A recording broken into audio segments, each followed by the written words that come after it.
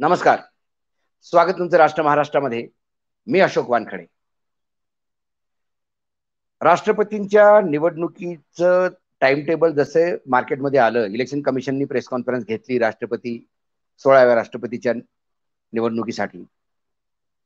महाराष्ट्रातले बरेचसे मराठी पत्रकार ज्यांच्या मनात शरद पवारांबद्दल प्रेम असं उतू जातं, त्यांनी पुन्हा कॅम्पेन सुरू केली की शरद पवार हे विरोधकांचे सर्वमान्य उमेदवार राहतील. मी बरेचसे रिपोर्ट वाचले. त्यात एक इंग्लिश पेपरचा रिपोर्ट होता, फ्री प्रेस जर्नलचा. त्यात त्यांनी संजय सिंगला कोट केलं एका टीव्हीच्या माध्यमातून. खरगेला डेप्यूट केलं सोनिया गांधींनी शरद पवारांना सांगायला. ममतानी जी आता मीटिंग बोलावली आहे दिल्लीमध्ये सर्व पॉलिटिकल पार्टीची, अपोजिट पार्टीची, त्यात ते सगळं त्यांनी शरद पवारांसोबत जोडलं की आता शरद पवारच राष्ट्रपती होणार आहेत आणि एवढे एनडीएला कमी पडतायत आणि शरद पवारांनी जोर केला तर सगळे शरद पवारच्या पाठीमागे उभे राहतील. हे काही दिवसापूर्वी मी तुम्हाला घेऊन जातो.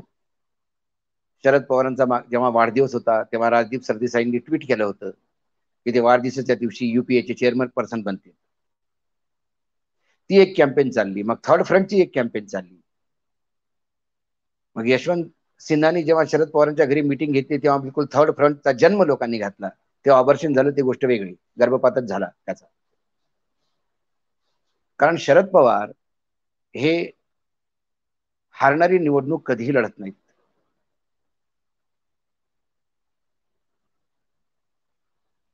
त्यांना जर माहित असेल हार आहे तर ते बॅकफुटवर जातात आणि जिथे जीत पक्की आहे तिथे फ्रंट फूटवर खेळतात. त्यामुळं एनडीएकडे जो फार छोटा गॅप आहे त्यांचा 50% यायला, आणि तो मॅनेज त्यांनी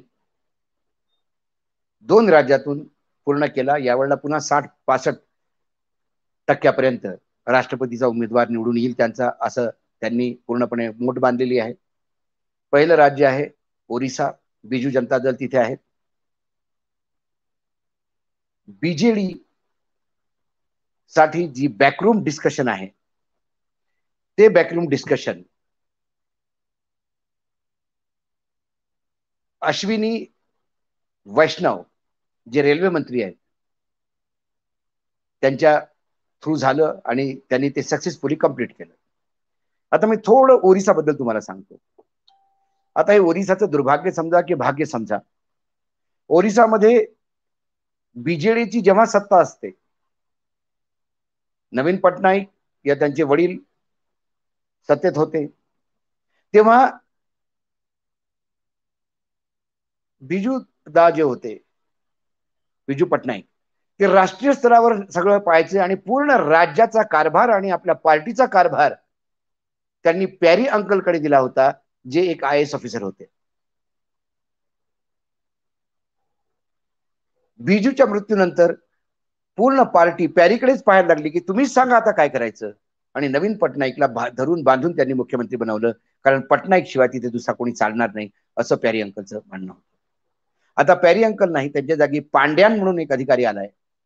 तोच अधिकारी पार्टी चालवतो, तोच अधिकारी सरकार चालवतो.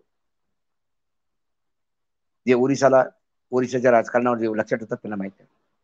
पांड्यान आणि हा अश्विनी वैष्णव हे राहणारे राजस्थानचे जरी असले तरी ओरिसा कॅडरचे IAS ऑफिसर होते.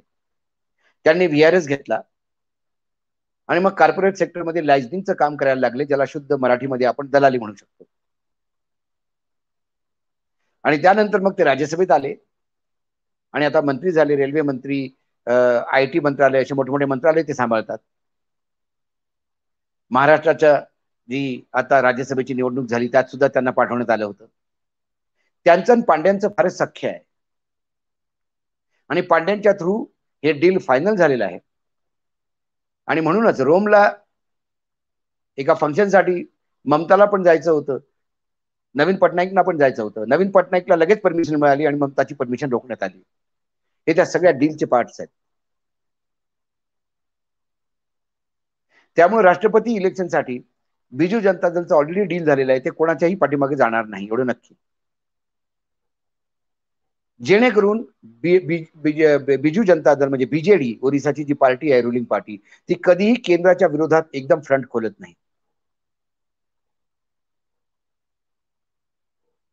ते तोपर्यंत करणार नाही जोपर्यंत 2019ची इलेक्शन येत नाही, तोपर्यंत 2024च्या निवडणुकीत त्यांनी पण चंग बांधलाय की जास्तीत जास्त लोकसभाचे सदस्य आपण पाठवले पाहिजे, जेणेकरून लोकसभेमध्ये आपला एक प्रेशर ग्रुप व्हायला पाहिजे. आता फक्त आपल्याला राज्यसभेमध्ये काही लोक असल्यामुळे आपले तेव्हा बिल पास करताना आपली पूछपरख म्हणजे आपल्या विचारपूस केल्या जाते, किंवा राष्ट्रपतीच्या निवडणुकीच्या वेळेला विचारपूस केल्या जाते. जर पदोपदी केंद्र सरकार तुमच्याकडे तुम्हाला साष्टांग दंडवत करायला यायला पाहिजे असेल, तर मग लोकसभेमध्ये आपली पाहिजे, म्हणून ते लोकसभेच्या इलेक्शनपर्यंत वाट पाहणार आहेत आणि तयारी तशीच केलेली आहे. परंतु या राष्ट्रपतीच्या निवडणुकीत बीजेडी पूर्णपणे जनता दल म्हणजे एनडीए सोबत जाणार हे नक्की. दुसरं आहे आंध्र प्रदेश. आंध्र प्रदेशमध्ये जगन रेड्डीचं सरकार आहे, YSR काँग्रेस. जगन रेड्डी आणि त्याचा परिवार असंख्य ईडी, इन्कम टॅक्स, सीबीआयच्या केसेस त्यांच्यावर पेंडिंग आहेत. आणि जेव्हापासून ते मोदींचं समर्थन करायला लागले राज्यसभेमध्ये आणि वेगवेगळ्या इश्यूवर, तेव्हापासून त्या केसेस मी त्यांना त्रास द्यायला बंद केलेला आहे. आणि त्याच केसेसचं भूत पुन्हा समोर राहायला नको, कारण तिथे सुद्धा आता लवकरच निवडणूक आहेत.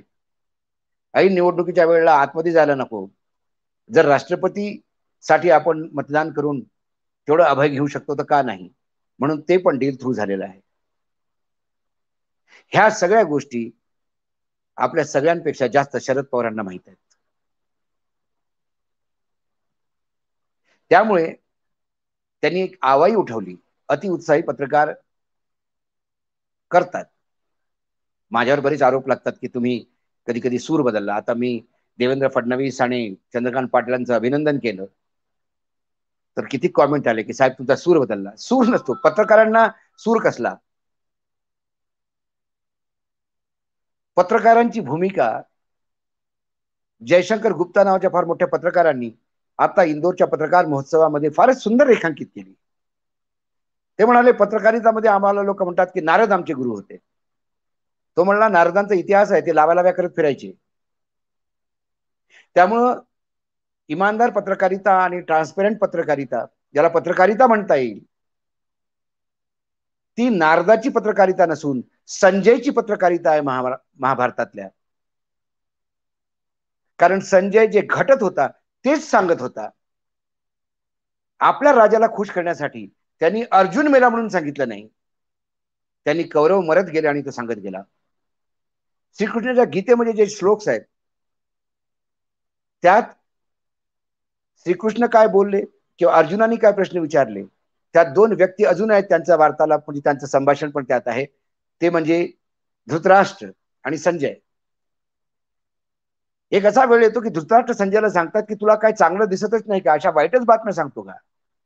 तो म्हणतो साहेब मला दिव्य दृष्टी मिळालीच याच्यासाठी की मी जे आहे ते तुम्हाला म्हणजे वर्णन करणार आहे, जे दिसतं तेच सांगणार आहे. आता ते तुम्हाला किती बोचतं आणि तुम्हाला किती सुखी करतं त्यात मी काही करू शकत नाही. त्यामुळं ती माझी दिव्य दृष्टी चालल्या जाईल. त्यामुळं जे पत्रकारिता करतात त्यांना ती सारखा भीती असते की आपल्या त्या पत्रकारितावर ठप्पा नको. म्हणून राज्यसभेमध्ये जर खेळ करताना ती बाजी जिंकली देवेंद्र फडणवीस आणि चंद्रकांत पाटलांनी, तर त्यांनी काही माझं स्वतः घोडं नाही मारलं. मी त्यांना म्हणेल की तुम्ही याचा उपयोग केला, त्याचा उपयोग केला, ईडीचा उपयोग केला, 3 मतदान जाऊ दिलं नाही, 9 लोक फोडली त्यांनी. ते राजकारण. महाविकास आघाडी चुकीची की खरी झाली ती कोणाला त्याचं काही घेणं देणं नसतं. परंतु शरद पवारांनी ती मोठ बांधली, शिवसेनेला बीजेपी पासून वेगळं केलं. त्यामुळे ते शरद पवार त्यावेळेला सिकंदर होते. त्यामुळे त्यांना सॅल्यूट. जे आहे ते सांगायलाच पाहिजे. त्याच अनुषंगाने शरद पवार जर झाले तर एक मराठी माणूस जर झाला तर मला फार अभिमान वाटेल. परंतु शरद पवार तयार होतील का, सर्वात मोठा प्रश्न आहे. शरद पवार अशी आवाई मधात उठवतात, त्यांना ते स्वतःला फार बरं वाटतं त्यांचं नाव जेव्हा चालतं, आणि ते डिनाय करत नाही. आणि मग जेव्हा फार स्थिती वाईट हाताच्या बाहेर जायला लागते, तेव्हा ते मग म्हणतात की नाही असं काहीच नाही, हे असं काही कोणीतरी काय बोलतं मला माहित नाही. मी एका वामपंथी दलाच्या फार मोठ्या नेत्यांना विचारलं की काय शरद पवारांचं नाव चाललं का, तर ते हसले